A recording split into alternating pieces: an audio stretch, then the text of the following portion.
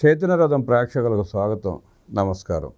జగన్ రెడ్డి పరిపాలనలో వాలంటీర్లు నియమించి తన తొత్తులుగా వాడుకుంటూ ప్రజల డబ్బు ప్రభుత్వం ఖజానా నుంచి ఖర్చు పెట్టిన పరిస్థితి చూసాం. అట్లాగే ఆంధ్రప్రదేశ్ పబ్లిక్ సర్వీస్ కమిషన్ అడ్డం పెట్టుకుని మళ్ళీ అదే పేటీఎం కూలీలని గ్రూప్ 1 ద్వారా నియమించి మరో 30 సంవత్సరాలు రాష్ట్రాన్ని దోపిడీ చేసుకోవచ్చు అన్న నీచమైన బుద్ధితో ఐపీఎస్ ఆఫీసర్ పిఎస్ఆర్ ఆంజనేయులను అడ్డం పెట్టుకుని గ్రూప్ 1 మూల్యాంకనాన్ని ఎట్లా అబాస్పాలు చేశారో చూసాం. కోట్ల రూపాయలు చేతులు మారాయి. ప్రైవేట్ స్థలాల్లో, ప్రైవేట్ బిల్డింగుల్లో తన డ్రైవర్ల చేత, తన పని వాళ్ళ చేత, ఇంట్లో పనిచేసే వాళ్ళ చేత, ఆఖరికి ఆటో డ్రైవర్ల చేత కూడా గ్రూప్ 1 పరీక్షల మూల్యాంకనం చేపించాడు పిఎస్ఆర్ ఆంజనేయులు. హత్య చేయడం కంటే, ఆర్థిక ఉగ్రవాదానికంటే దారుణమైన నేరం ఇది. గ్రూప్ 1 ద్వారా అధికారులను నియమించి రాష్ట్రాన్ని అధోగతి పాలు చేయడానికి నిర్ణయించుకున్న ఈ దుర్మార్గుల్ని ఎలా శిక్షించాలో, సమాజం ఏమనుకుంటుందో, ప్రజల్లో ఆలోచనలు ఎలా ఉన్నాయో తెలుసుకునే ప్రయత్నం చేద్దాం. విశ్లేషించడానికి మనతో పాటు సోషల్ యాక్టివిస్ట్ శ్రీలీలా గారు ఉన్నారు. వారిని అడిగి మరిన్ని విశేషాలు తెలుసుకునే ప్రయత్నం చేద్దాం. నమస్తే అండి. నమస్తే అండి. గ్రూప్ 1 మూల్యాంకన ఐపీఎస్ ఆఫీసర్ పిఎస్ఆర్ ఆంజనేయులు, మాజీ డీజీపీ గౌతమ్ సవాంగ్ హస్తం కూడా ఉందని అంటున్నారు జగన్ రెడ్డి. పాత్రధారులు వీళ్ళు. ఆ గ్రూప్ 1 ద్వారా నిజాయితీ గల విద్యార్థులకు ఉద్యోగాలు కల్పించాల్సింది పోయి అక్రమ మార్గాల్లో తన ఇంట్లో పనిచేసే మనుషులకి ఉద్యోగాలు ఇచ్చి వ్యవస్థల్ని భ్రష్టు పట్టించే ప్రయత్నం చేస్తున్నాడు జగన్ రెడ్డి. అదే చేశాడు కూడా. అదృష్టం కొద్దీ దేవుడి దయ వల్ల కూటమి ప్రభుత్వ అధికారంలో రాబట్టి వాళ్ళ చీకటి బాగోతులను బయటపడి రాష్ట్రం ఊపిరి పీల్చుకుంటూ ఉంది. అదే కనుక పొరపాటున మళ్ళీ 2019 రిపీట్ అయినట్టయితే ఈ పాటికి రాష్ట్రం రావణ కాష్టం అయి ఉండేది. అన్ని అరాచకాలు చేశాడు జగన్ రెడ్డి. ఒక ఐపీఎస్ అధికారిగా ఉండి పిఎస్ఆర్ ఆంజనేయులు కానివ్వండి, గౌతమ్ సవాంగ్ కానివ్వండి, ఇన్ని దారుణాలు చేయడాన్ని ప్రజలు ఏమనుకుంటున్నారు, మీరు ఎట్లా విశ్లేషిస్తారు? పిఎస్ఆర్ ఆంజనేయులు A2గా ఉన్నారు కాదంబరి జత్వాని కేసులో. అదేవిధంగా ఒక ఐపీఎస్ హోదాలో ఉండి ఏదైతే ఈ గ్రూప్ 1 ఏపీపీఎస్సికి సంబంధించిన ఈ ఎగ్జామ్ పిల్లలు ఏ విధంగా కష్టపడి రాశారు, మరి ఏ విధంగా వాళ్ళు ఒక కొత్త భవిష్యత్తుకి పునాది, ఈ మనం ఏదైతే ఒక పరీక్ష రాస్తున్నామో దాంట్లో ఉత్తీర్ణం అయితే మంచి ఉద్యోగం వస్తుందని ఎంతో వాళ్ళు ఆలోచనలతోటి, అదేవిధంగా ఎంతో ఆశతోటి వెళతారు. మరి అలాంటిది 2019లో వీళ్ళు అధికారంలోకి రాబోయే ముందు ఎలాంటి ప్రణాళిక వీళ్ళు సిద్ధం చేసుకున్నారు వైఎస్ఆర్సీపీ పార్టీ వాళ్ళు? ఏ విధంగానైనా సరే దాంట్లో ఉన్న బబ్లింగ్ సిస్టమ్ కానివ్వండి, ఈవాల్యుయేషన్ కావండి, అవన్నీ కూడా ఏ విధంగా అవకతవకలకు పాల్పడ్డాడు. కేవలం పిఎస్ఆర్ ఆంజనేయులు ఆధ్వర్యంలోనే జరిగిన కోట్ల రూపాయల డబ్బుల్ని వెచ్చించి అక్కడ మరి ఈ విధమైన దౌర్భాగ్య పరిస్థితి నిజంగా చెప్పుకోవాలంటే నేటి విద్యార్థులే రేపటి భవిష్యత్తుకి, భావితరాలకి వాళ్ళు పౌరులుగా నిలబడి మరి రాష్ట్రాన్ని ముందుకు తీసుకెళ్లే దిశగా వాళ్ళు మరి మనకి కనిపిస్తుంటారు. మరి అట్లాంటి వాళ్ళని వీళ్ళు చేసిన పనేంటి? నిజంగా ఇట్లాంటి ప్రభుత్వాన్ని 2019లో ప్రజలు ఎన్నుకున్నది అనేది ఈ రోజున ప్రజలు ఆలోచించుకుంటుంటే వాళ్ళ ఆలోచనే వాళ్ళని ఈ రోజున ఎంత మోసపోయాం జగన్ రెడ్డి చేతుల్లో, ఎంత మోసపోయాం జగన్ రెడ్డి మాటలు విని అని వాళ్ళే ఈ రోజున మనం చూసాం. గతంలో ఎంతోమంది వేళ్ళు నరుక్కున్న వాళ్ళు ఉన్నారు, ఓటేసినందుకు చెప్పుతో కొట్టుకొని వాళ్ళ చెప్పుతో వాళ్లే కొట్టుకున్న వాళ్ళు ఉన్నారు.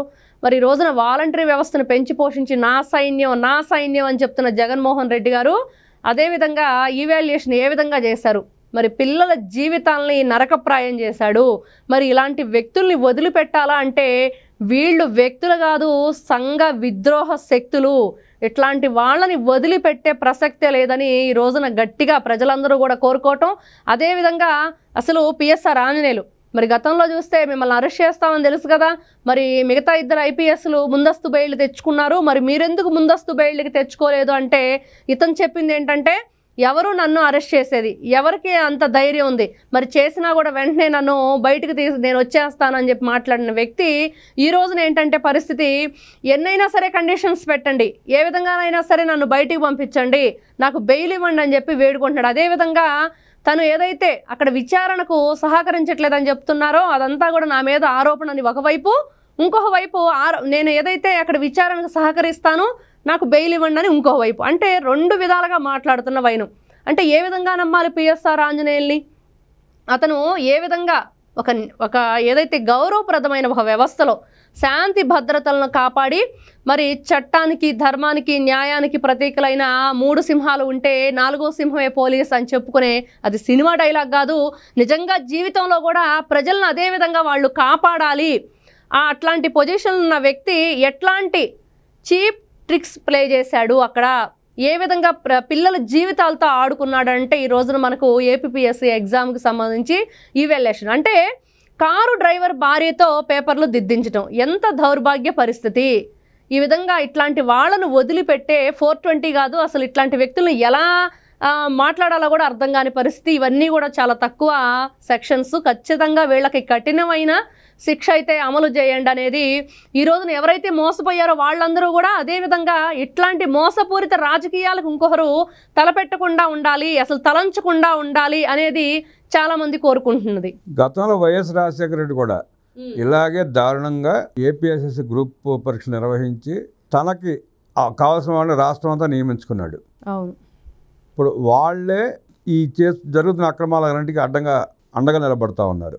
వాళ్ళలో కొంతమంది ధనంజయ రెడ్డి కావచ్చు, కృష్ణమోహన్ రెడ్డి కావచ్చు, ఇలాంటి వాళ్ళు చాలామంది ఉన్నారు. ధనంజయ రెడ్డి లాంటి వాళ్ళంతా చాలామంది ఉన్నారు. అదే తరహాలో జగన్ రెడ్డి కూడా ఏపీఎస్ఎస్ ద్వారా గ్రూప్ 1లో నియమించుకుంటే అందరూ తన ఇంటి పనివాళ్ళ లెక్క అట పడి ఉంటారు రాష్ట్రంలో. మనం వచ్చినా రాకపోయినా ఇప్పుడు ఎలాగైతే కొంతమంది దుర్మార్గులు వ్యవస్థలో పని చేస్తూ కూడా జగన్ రెడ్డి సహకరిస్తున్నారు, అవును, అలాగే కనీసం సహకరిస్తారనే ఉద్దేశంతో ఈ గ్రూప్ 1 పరీక్షలు నిర్వహించారు. దానికి ఐపీఎస్ అధికారులు అండగా నిలబడ్డారు. అవును, వీళ్ళని ఎలా శిక్షిస్తే ఈ సమాజం బాగుపడుతుందంటారు? ఇక్కడ ఒకటండి, ఫస్ట్ వీళ్ళు ఉన్న వ్యవస్థ ఎలాంటిది. పిఎస్ఆర్ ఆంజనేయులు ఒక ఐపీఎస్, మరి అలాంటి వ్యక్తి ఆ వ్యవస్థకు తగిన విధంగా అతని చర్యలు ఉన్నాయి అంటే ఎక్కడా కూడా అక్కడ క్రమశిక్షణ రాహిత్యం, ఎక్కడా కూడా శాంతి భద్రతలను విఘాతం కల్పించే విధంగానే ఉన్నారు. కానీ వీళ్ళు ఎక్కడా కూడా శాంతి భద్రతలను కాపాడే వ్యక్తులుగా మనకు కనిపించట్లేదు. అట్లాంటి వ్యక్తుల్ని ఏం చెయ్యాలి, నిజంగా ఇట్లాంటి వాళ్ళని ఎట్లాంటి శిక్ష విధించాలి అనేది ప్రజలు కోరుకుంటున్నారంటే నడి రోడ్డు మీద కాల్ చేసిన వీళ్ళకి ఇంకా కూడా అది కూడా తక్కువే అన్నట్లుగా. ఈ రోజున చూస్తే బెయిల్డ్ కావాలి, మేము జైల్లో ఉండలేకపోతున్నాం, నాకు బెయిల్ అని బతివులు ఆడుకుంటున్నారు. అంటే తప్పు చేసేటప్పుడు పిల్లల జీవితాలని కాలు రాసేటప్పుడు ఇవి గుర్తుకు రాలేదా? మరి ఈ రోజున వీళ్ళు ఏదైతే వీళ్ళ మీద చర్యలు ఉంటాయో అవన్నీ కూడా ప్రజలకి ఏదైతే మనం చూస్తున్నాం న్యాయస్థానం పట్ల, అదేవిధంగా శాంతి భద్రతల పట్ల ఏ విధమైన నమ్మకాన్ని కలుగజేస్తాయి అంటే మనం ఈ శిక్ష వేస్తే ఖచ్చితంగా వీళ్ళకి నమ్మకం ఉండిద్ది ఈ వ్యవస్థ మీద అనేటట్లుగా ఉండాలి అనేది ఆలోచన. పిఎస్ఆర్ ఆంజనేయులు లాంటి ఐపీఎస్ ఆఫీసర్లను కఠినంగా శిక్షించి వ్యవస్థలను బాగు చేయాలంటూ విశ్లేషించిన శ్రీలీల గారికి ధన్యవాదాలు తెలియజేస్తూ నమస్కారం.